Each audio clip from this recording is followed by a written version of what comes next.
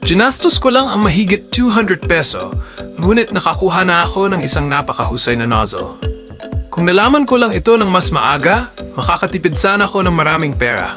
Hindi kailangan ng compressor o pump, ngunit kaya pa rin itong maglabas ng tubig. Tunay na isang napakakapaki-pakinabang na nozzle. Pinapakinis nito ang daloy ng tubig at pantay ang pag-spray kapag binuksan ang valve. Hindi nito naapektuhan ang mga halaman. Sa halip, nakakatulong pa ito sa mabilis na paglaki ng mga ito.